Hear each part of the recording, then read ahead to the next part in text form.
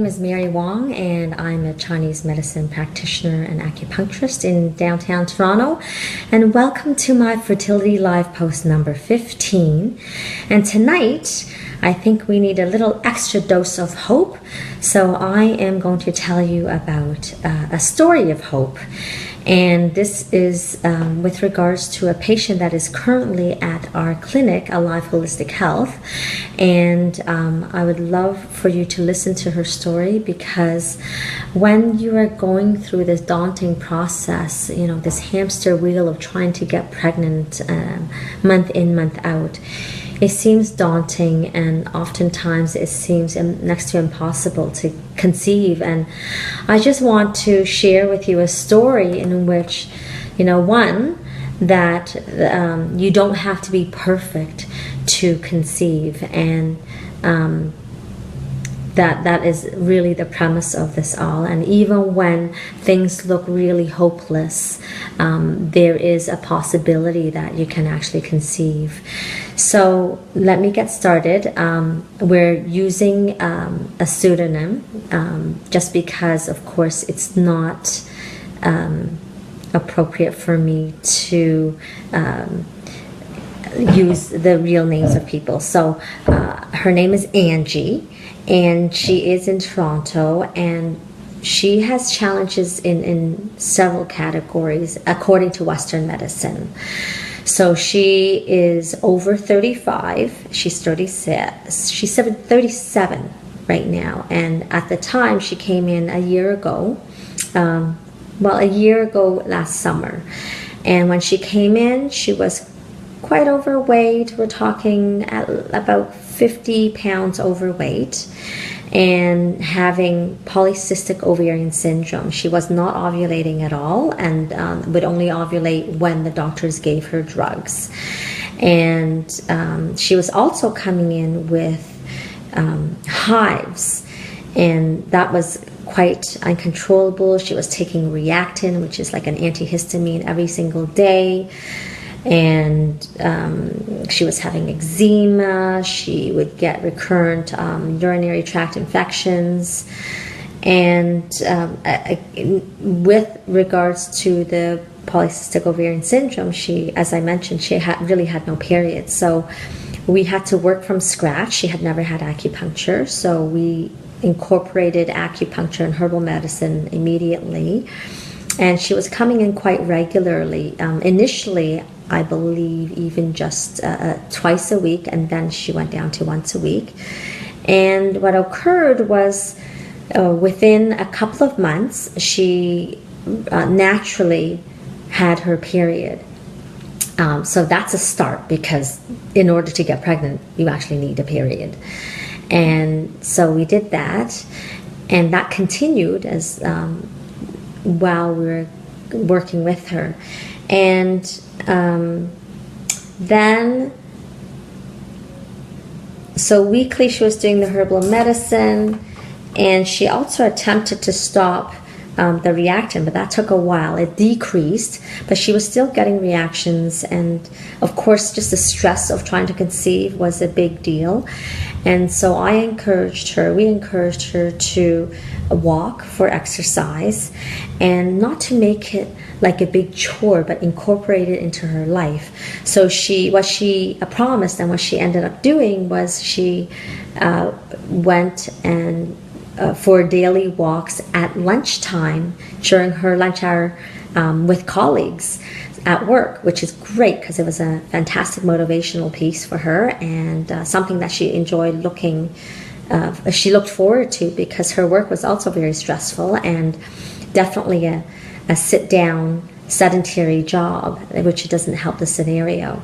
So we kept her moving. And the other challenge in her case was not just her being overweight and having polycystic ovarian syndrome, but her husband also worked remotely. And what that meant was that he worked away for like 6 to 8 weeks at a time, and he would come back for a couple of weeks and then go away again. So imagine trying to conceive in that scenario. It makes it really, really challenging.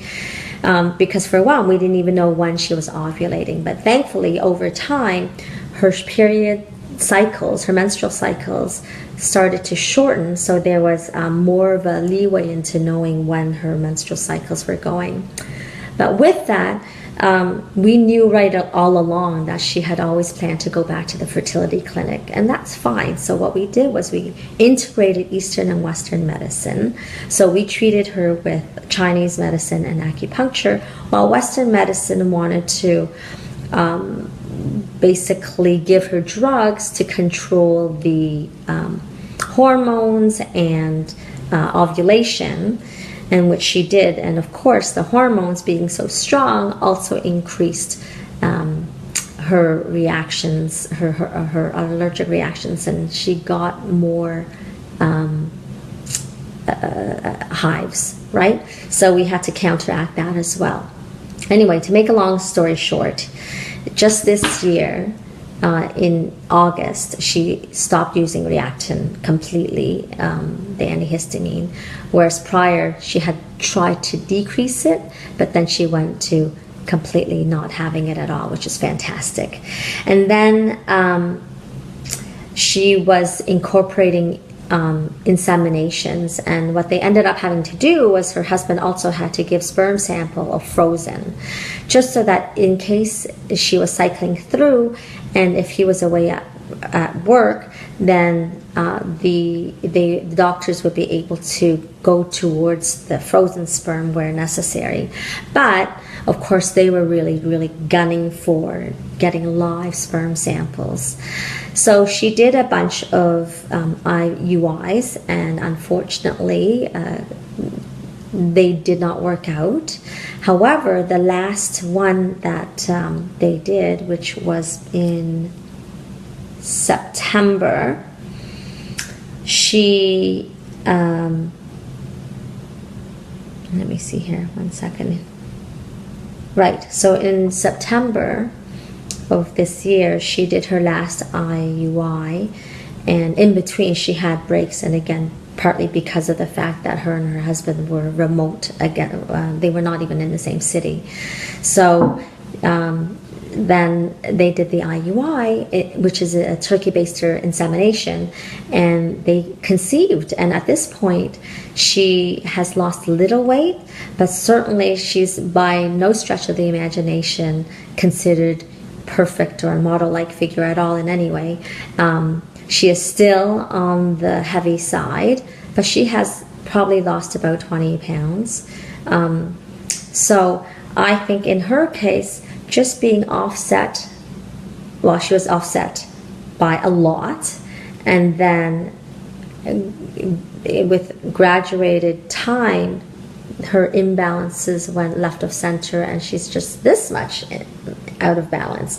So when you're trying to conceive, the thing to really get is that you don't really have to be perfect, and that's the point of this story. Because in her case, she certainly wasn't. Her menstrual periods were still not 100% back to normal, and yet with the help of us, with the help of drugs, and of course cycle monitoring, they were able to track exactly when she ovulated so that they can time the insemination, and certainly it did work after about 4 tries of IUI. So it's not that it can't happen. It can certainly happen. And I always encourage lifestyle and dietary changes, which she did do. And the other piece was to minimize the stress in her case. And so although she liked her job, it was very stressful. So to take that time to go for a walk was a way to decrease stress, as well as a mode of exercise, which allowed her to also decrease her weight somewhat. Again, not perfect, but at least to a point where the body can say, yes, we can actually do this and conceive. And here she is now getting in her 8th week of pregnancy, and thankfully they saw a heartbeat, which is the first she's ever gotten, because she had, before coming to us about a year prior, I believe, I don't have her chart in front of me, but she had a miscarriage on her own. And again, because she was it was like all over the place with her periods. And by the time she came to us, there was no periods. It was really tough to work with. But in the end, she has a little live baby growing in her belly, and hopefully that will come into fruition. And I hope that this journey will be fruitful for yourself as well. And just know that things are not impossible. And with her, she was also considered advanced maternal age, being over 35. So technically, the statistics and numbers and bell curve figure says that basically it kind of goes downhill from here. And I say, and we say in Chinese medicine, that it's not that. It means that you can actually still conceive, and it just maybe with a little help of others, as well as self-help in terms of looking at your lifestyle and dietary changes, which includes stress reduction and increased sleep. So there you have it. Next week, please join me where I will be shopping for environmentally friendly, toxic-free gifts at a place called Gone Shopping. And I think that'll be a lot of fun, and it may give you insight about how to have your home be more toxic free, which can also help your health journey. So health journey as well as your fertility journey. So tune in next time. And if you like this story, I have many more that I have written about of live cases in my book called Pathways to Pregnancy, which is available currently on Amazon, at Barnes & Noble, as well as Chapters Indigo. And so please go check it out, and check out my website, marywong.life. You can also find us at my clinic, which is aliveholistic.health.ca, where we house 4 traditional Chinese medicine practitioners and a hypnotherapist, as well as massage therapist that does our Vigo Mind abdominal massage. So check us out, and we shall see you next week, next Wednesday, 9:30 p.m. Eastern Standard Time. Bye. Have a good night.